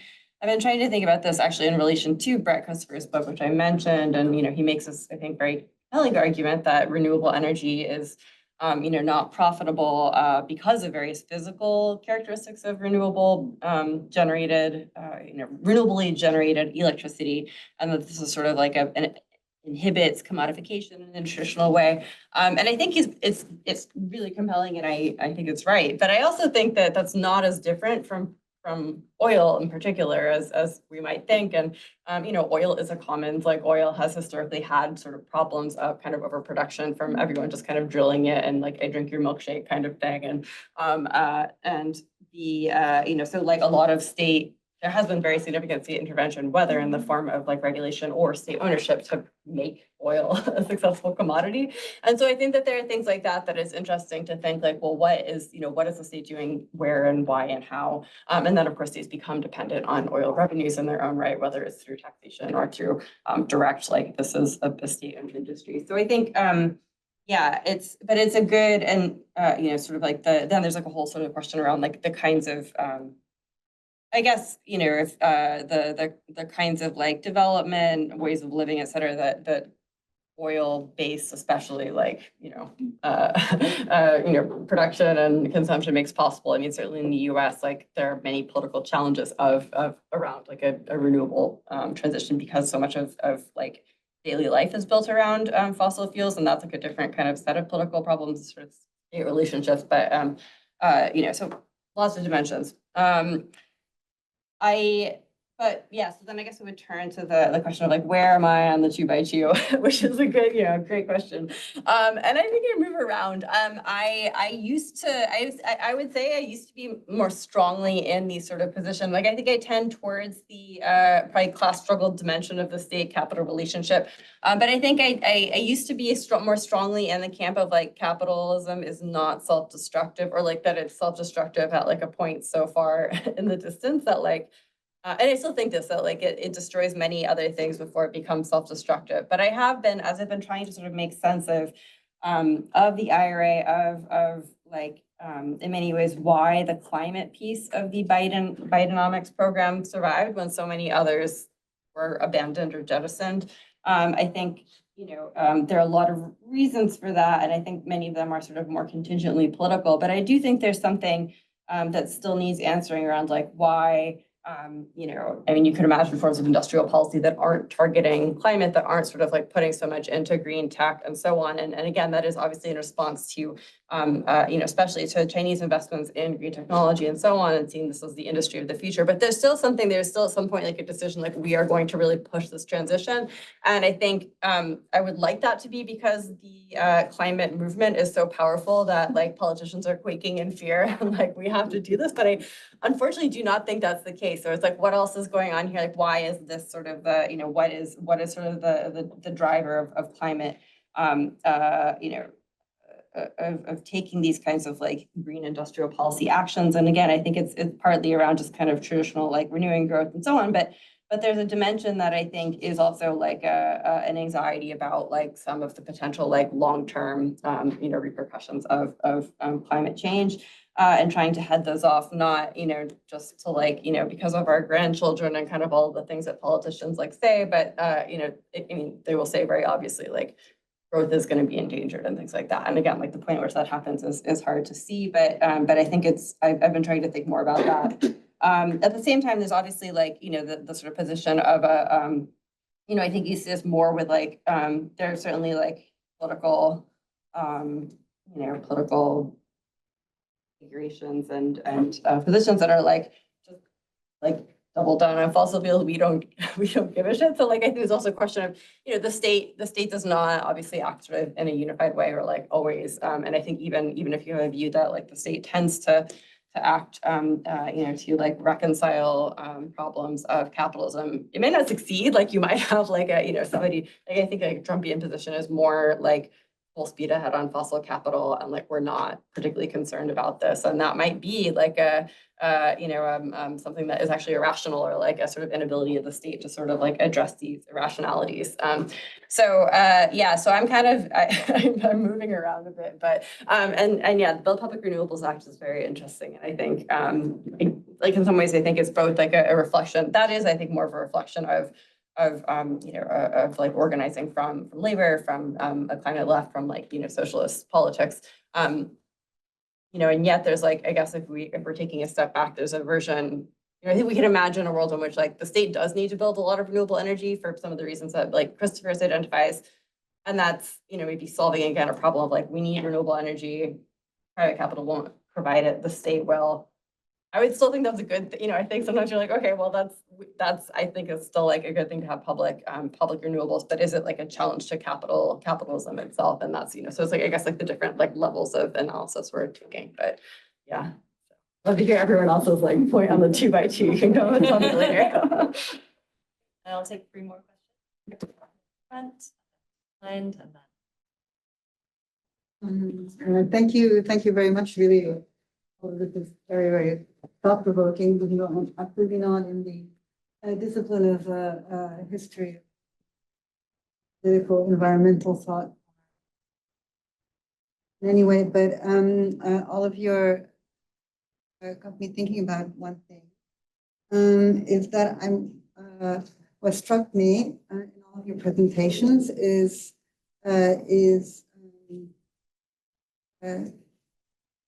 the idea of, or the scale at which you speak about the state, that it seems that you're all speaking about the state in terms of kind of nation state and taking it as a given. Even though in everything that you seem to be saying, what comes out, and you were just saying that actually in your last response, right? Seeing even, where it could be justified maybe in the United States case because of the power of the American state throughout the world as a global, and you were speaking about that the state is not unified. So I'm wondering about this question of scale of the state and how this connects to the question of social democracy and ecology. Naturally, that for instance for wartime, World War I don't know, very much about it, but it's a very different war from all the wars or many wars since or contemporary.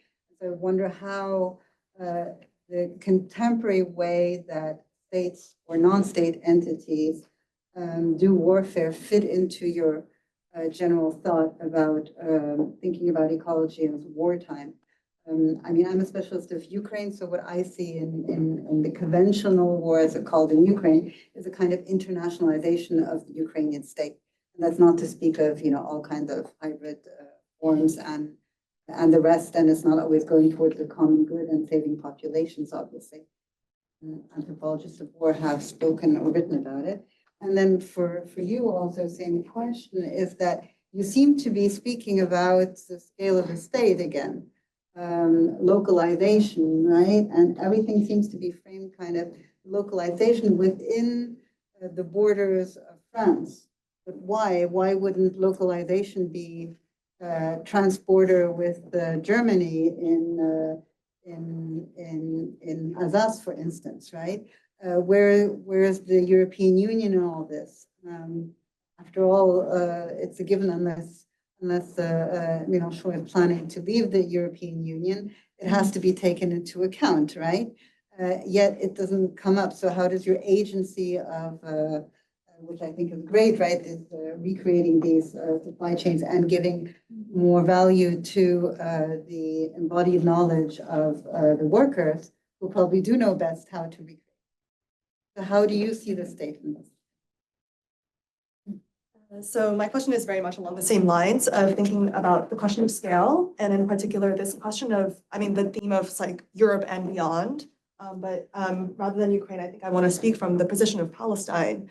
2 weeks after October 7th, Israel sold natural gas licenses off the Gaza Strip to Canada and South Korea.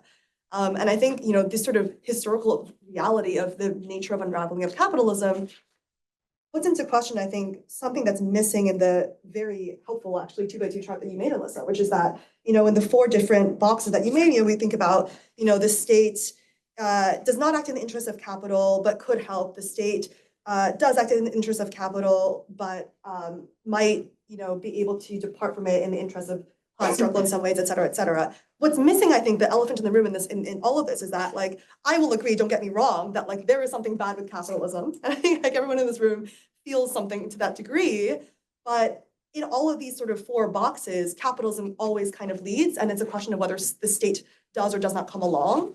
And I think that what all of the questions are kind of getting at is, what if capitalism is speaking in the voice of the state, or more aptly in the voice of empire, right? And so what if the thing that is wrong about capitalism is precisely the thing that we're placing outside of it, which is the state? And how does thinking about that transform how we understand this sort of ecological disaster as not just sort of happening in some sort of unspecified spreading of capitalism outside to the periphery, but rather that it itself determines who gets to be the center, or Europe as it were, Euro-America, and who gets to be in the periphery.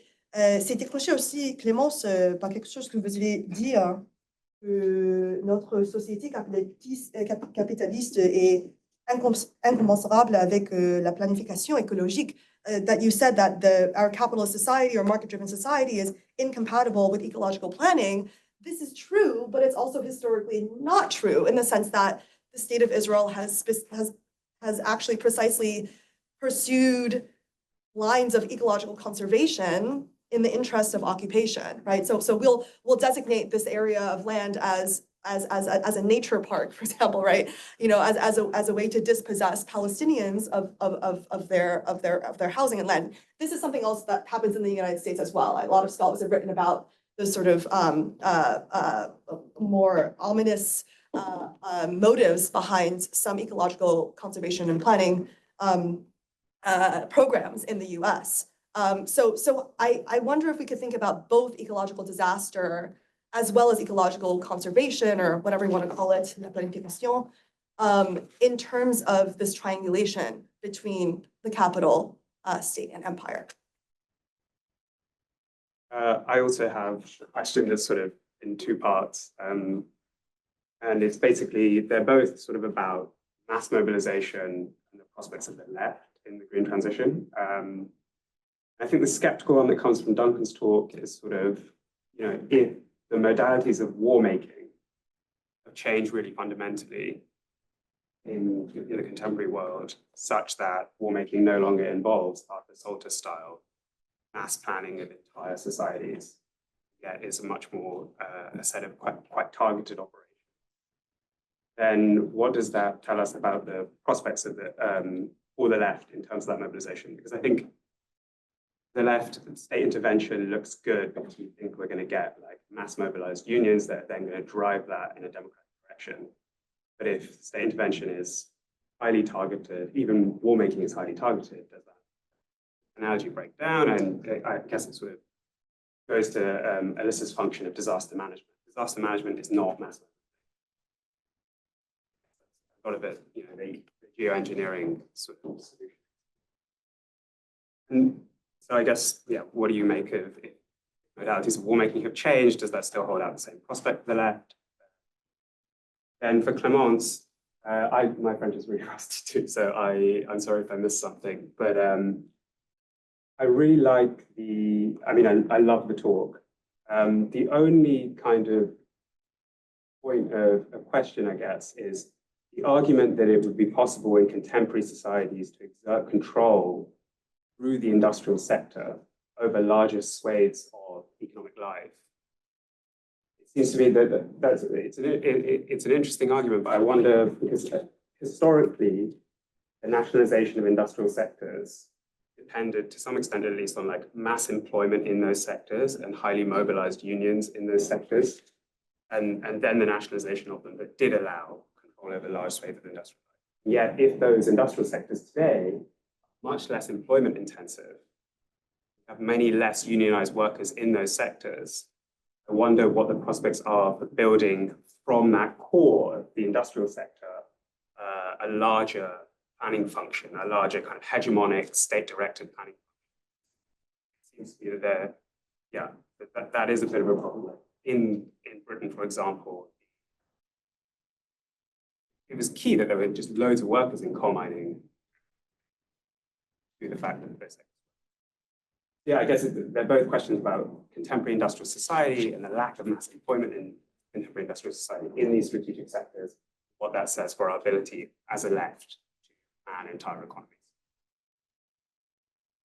For all three of those questions, various points can be picked up by all of you. So I'll start actually with Duncan and just speak to whichever. A bunch of great questions, and they cover everything from scale to mobilization to prospects and politics. Thinking about Ukraine was important to the way I was trying. Not in anything I said in the talk, but it's certainly behind a lot of what I write in the book, not just in terms of the present, but also really a war that is driven by a Ukrainian problem, Ukrainian territorial problem, a population problem. So many of the population in the Habsburg Empire were technically Ukrainian. Turns out to be a proximate origin story for the First World War. They're dealing with Ukraine. They're dealing with the problem of great power politics. It's also a Bolshevik solution to it. Rest of the tops. Germany. There's a long-term imperial story about scale, violence, and conflict bound up with class. In the book, but also is some way of getting towards a question, which is that I was trying to open up, not the idea that because wartime has changed so much that actually we might just need to be more contingent about how we understand it.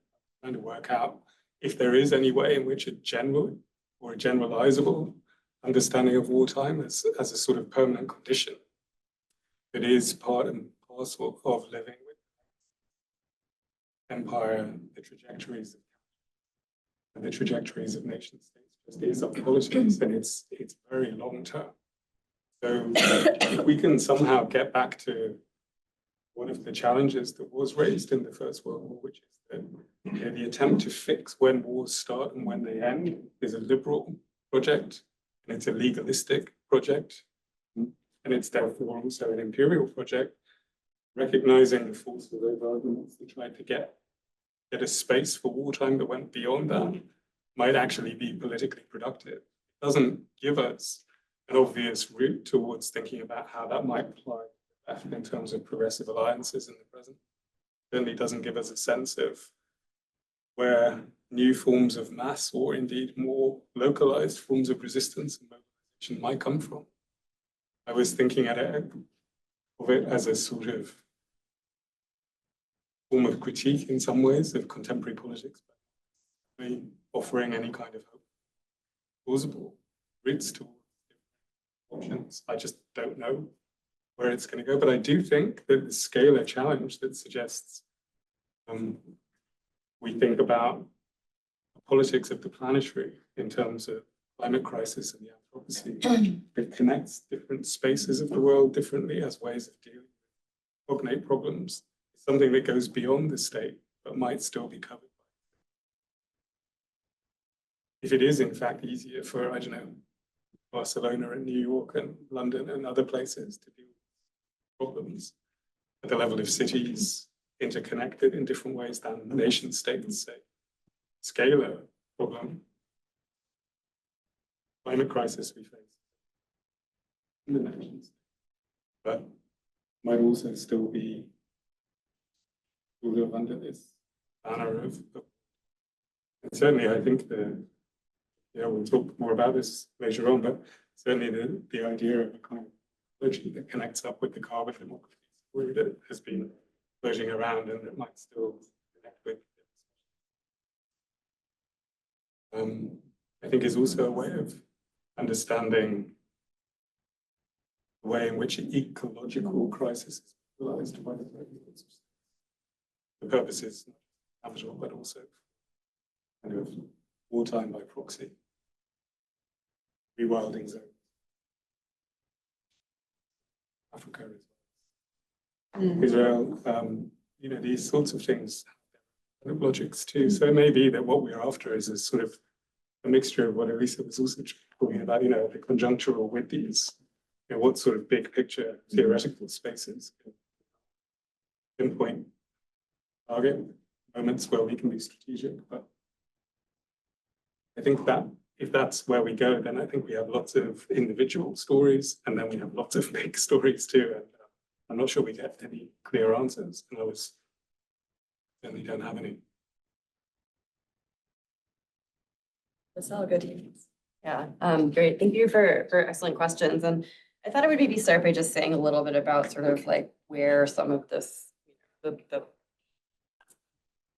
ideas I'm thinking about and working with come out of, because, I just want to emphasize a lot of this is an attempt to sort of like synthesize and think through a lot of existing work in state theory. A lot of which I think does rest on like an implicit model of North American and especially Western European capitalist democracies like in the 60s and 70s. Like it is very conjunctural and it's sort of like developing these theories of like the state out of like a specific set of questions and situations. And so, I actually do think that we need to kind of like think more about state theories and sort of like how different, interaction between states, I mean, both like in general, like a kind of thinking about international, the international and the planetary, and these sort of like broader categories, but also like how states are differently positioned within a order like this. Like questions that I think touch on questions of empire, of sort of like different levels of like power and ability to act within, even as a state. And so I think like I agree with all of that, and in some ways I think it's like this is really like a first stab at just like what's out there, like what are sort of some of the positions we can get from that, which I think still can inform an analysis that you do that is kind of like has some of this more that takes other kinds of questions or more like specificity and that's less abstracted, hopefully can still like help us think through some of those questions. But again, it's like a little bit just trying to start with like what, the literature that exists and the things that I think are interesting and sort of like questions that open up there. I agree with what Duncan has just said about like thinking, you know, different scales of you know, being also significant, and like a lot of the conversation of climate stuff ends up going, you know, always like international, planetary, global. But obviously there is a kind of like going, you know, down the scale to the municipal and so on. And then also, but you know, at the same time, there's like the, you know, we tend to sort of go like, we need the global question. This is where a lot of like Climate Leviathan comes out of Jeff Mann and Joel Wainwright's book, like, what do you do when there's no planetary sovereignty? And yet we are seeing, you know, I think the moment we're in is seeing this sort of like retrenchment around nation states in many ways, certainly in the realm of climate policy, and like sort of investment in national capital, the kind of like competitive with this kind of competitive logic that's supposedly going to generate like, you know, global climate progress. But that also I think is, you know, we like, and I mentioned very briefly the sort of question of the way that this has been linked within the US in particular to, you know, kind of a like China hawkishness. But I think that the question is sort of how that, you know, these sort of like green industrial policy might be linked to a different kind of wartime for the planet, or like wartime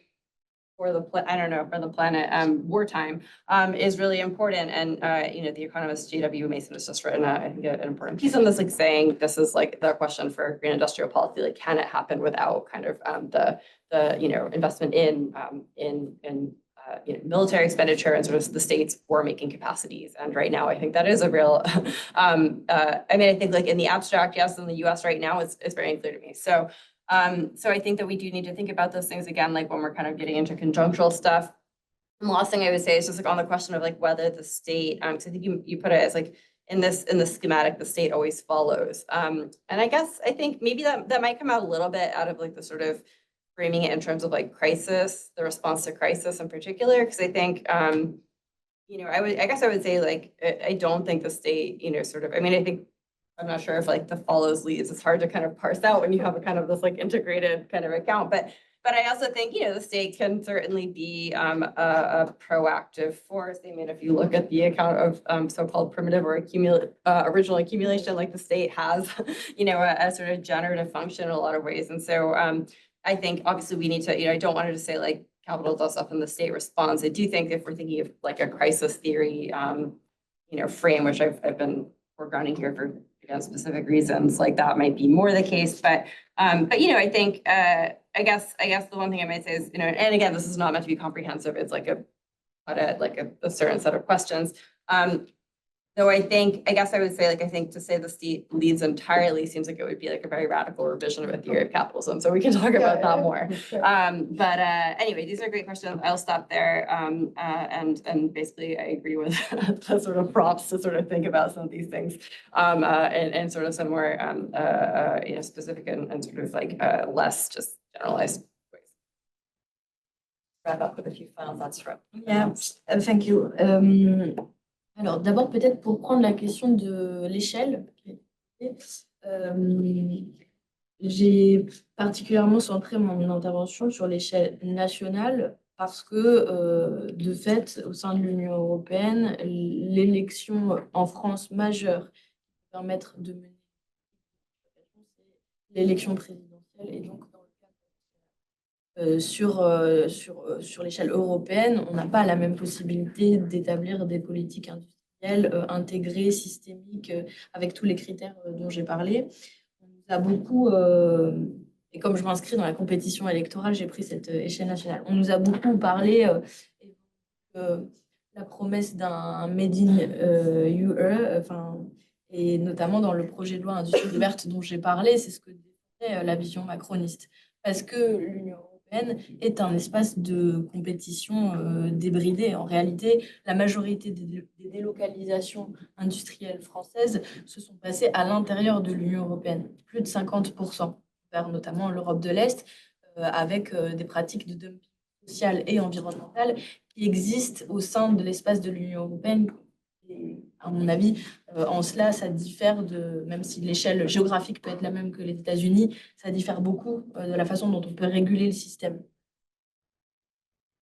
So, my speech was centered around the national level because first, it is on the national level in France and Europe that the the election where the big changes are decided happened and not at the European level. And since I myself, I participate at the electoral competition at the national level. That's why I centered it.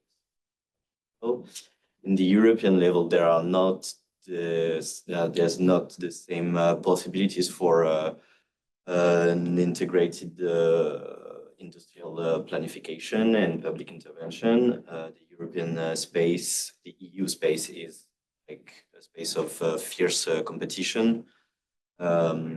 Actually, a lot of La majority of the industries leaving France, for example, happen inside the European Union. Because there's a lot of social and environmental dumping inside the European Union because of the way it works. There was a lot of talk about so-called Made in EU. The discussion about the green industry bill in France, but actually this is not really possible because of the way the Particulièrement, je m'inscris dans l'histoire française qui est très marquée par le non de 2005. Le non de 2005, c'est quand on a dit par référendum non à la Constitution européenne, qui incluait et qui était porteuse d'une vision échangiste extrêmement forte. Et donc, évidemment, nous, comme force politique, on ne propose pas de quitter l'Union européenne du tout, le modèle d'un Brexit, mais il y a des pratiques de libre-échange avec lesquelles il faudra rompre pour rétablir un minimum de protectionnisme, notamment en matière industrielle.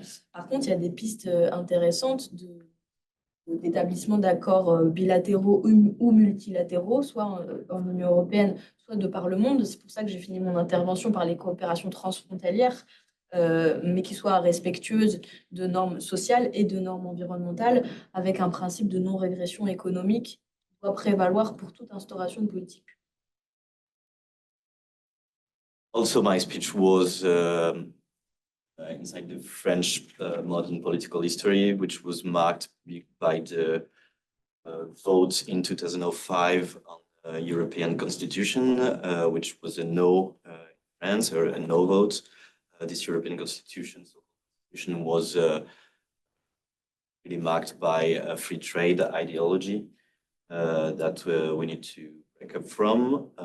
So we are not proposing to leave the European Union, but there will be some European policies that we will need to break with.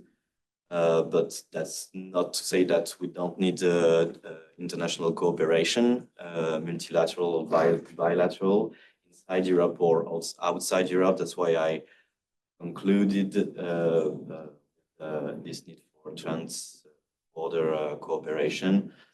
But this needs to be outside the free trade paradigm and with the principle of non-economic regression. Pour répondre à l'autre question, rapidement, j'ai pris la question industrielle comme un exemple de politique à mener dans le cadre de la bifurcation écologique, mais ça va sans dire que ça ne peut pas marcher sans une reprise en main de la question avec, dans notre plateforme à nous, la question de la création d'un pôle public bancaire, donc la reprise en main du système bancaire, et également avec la revivification des services publics et de l'investissement étatique qu'on peut mettre dans les services publics. Par ailleurs, il y a quand même... I took the industry as an example as what needs to be done in terms of public policies, but it's not the only point in our platform. This goes with also public banking system and the extension of public services. Il y a aussi la question quand même de la massification des emplois industriels abordés. En effet, il n'y a plus la même structure syndicale, la même structure d'engagement dans les espaces de travail collectif. Il n'empêche que pour la bifurcation en matière de mobilité, d'agriculture, tous ces grands chantiers dont j'ai parlé au début de mon intervention, vont nécessiter des millions et des milliers au moins d'emplois industriels à créer. Ça nous amène à une autre question qu'on n'a pas, enfin, que j'ai pas beaucoup abordée, mais qui est celle de la formation, qui doit être absolument revue. Le modèle de formation aujourd'hui en France est de plus en plus accaparé par le secteur privé, qui met les travailleurs au service des entreprises. On a même des boîtes d'apprentissage qui sont directement intégrées dans des entreprises, alors même qu'il faut réinvestir massivement dans de la formation publique, et notamment la formation publique pour tous les métiers qui nous aident à nous préparer à la catastrophe écologique. Je vous donne un exemple, celui de lycées professionnels en France qui mettent en place des formations sur la préservation du littoral qui, en fait, attirent beaucoup les jeunes, mais où un nombre de places extrêmement limité, alors que l'enjeu est très grand, mais faute d'investissement public. Il y avait 14 places pour 700 candidats qui voulaient se former à la préservation du littoral. Bref, tout ça pour dire que, à mon avis, la conversion aussi du secteur de formation est absolument essentielle pour penser toutes ces questions de la bifurcation écologique. On the question of industrial jobs, it's true that the structure of industrial jobs has really changed over the time. Nevertheless, a lot of what needs to be done in terms of ecological planification will necessitate to create thousands of industrial jobs. Leads me to another subject that I didn't quite talk about in my presentation, which is the subject of training for industrial jobs. Also a shift in this area because today industrial training is led a lot to the private sector, build a public training sector that is strong. To give you one example, in France, the public school system, secondary public school system, opened courses for professional courses for preservation of coastlines, but it was very small. It was only 14 openings for all France, and there was like more of 700 candidates. So we need to finance more the public training. That brings us basically right to time. So thank you for a brilliant discussion and thank you.